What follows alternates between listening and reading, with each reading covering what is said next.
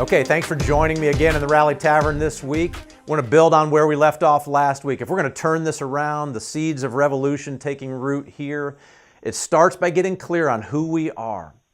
And we have already had it declared to us. Our national motto officially is, "In God we trust."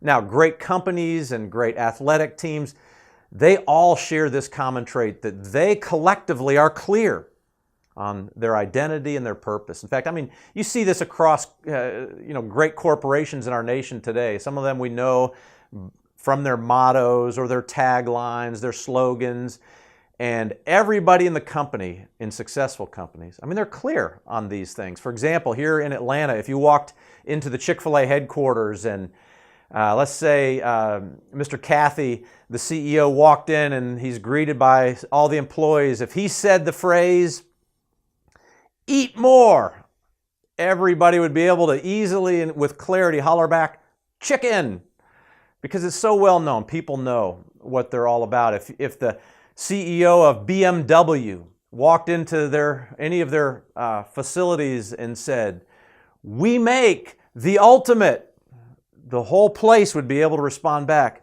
"Driving machine." Same thing from the Home Depots to the Apple corporations. The good ones know what they're all about. Now, as evidence of how far we've drifted, try to imagine stepping up to the microphone in any public high school across our country today and having the principal come on the microphone at the beginning for the morning announcements and say, "All right, staff, students, let's remember, in God."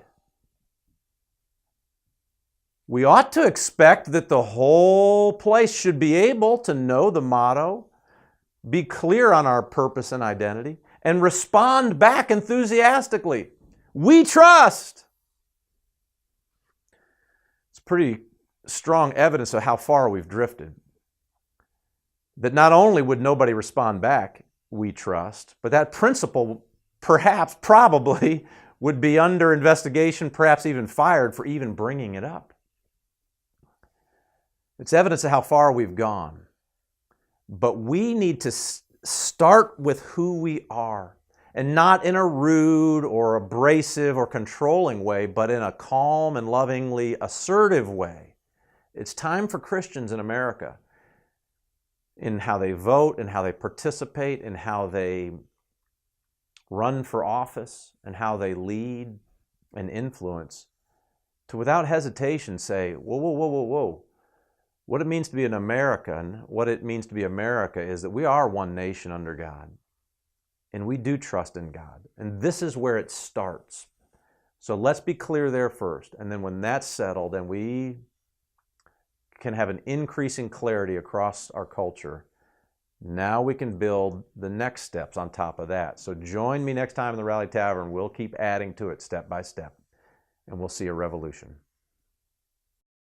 Well, thanks for joining us today in the Rally Tavern. You know you can subscribe to our YouTube channel to receive email updates every time a new episode is available, and I look forward to seeing you again next time in the Rally Tavern.